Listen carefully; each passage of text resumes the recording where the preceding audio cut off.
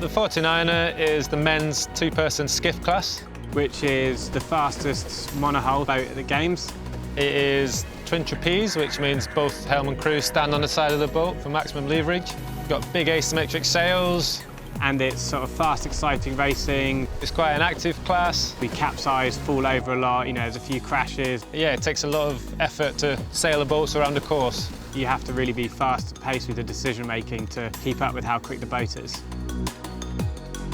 So Stuart and myself started sailing a few months after the Rio Olympics.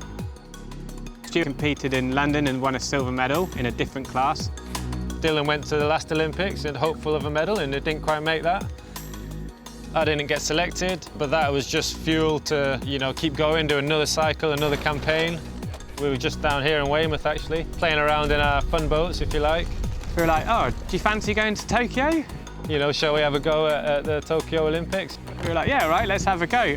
Last year we won the World Championships, the European Championships. We're world ranked #1. We're in a very good place leading up to the Olympics.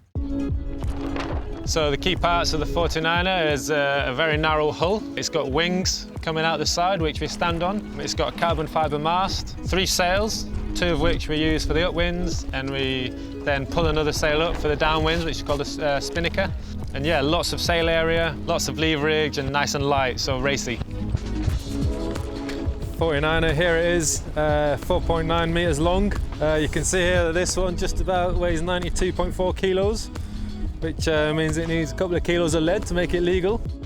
The wings are here. These hopefully don't go in the water. They just create a bit of extra leverage for myself and Dylan to stand on. Unlike some of the other boats, we've got these to hang on to, and we wear these like nappy style harnesses so we can clip on and go out on the trapeze and get much further out, which gives us a lot more leverage. So it makes it fast, exciting, and it's a little bit easier than the traditional hiking on the laser. Both myself and Dylan have 1 back foot each in the front straps, and that's to get our weight as far back as possible to get the nose out from hitting the next wave. If we do hit a wave, it stops us pulling forwards and flying around the front and crashing into the water at great speed. So 49er sort of travels 12-13 miles an hour upwind and sort of can get to 25-26 miles an hour downwind.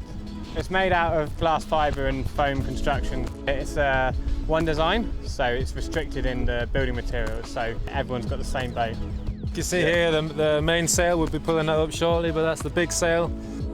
This is the jib, and then you can see packed away in the chute here is a spinnaker.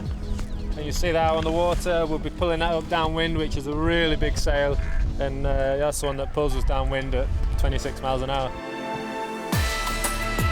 So my role on the 49er is in the crew position. My job is to change the settings of the sails to make them optimised for the conditions. So I'm much more physical than the helm.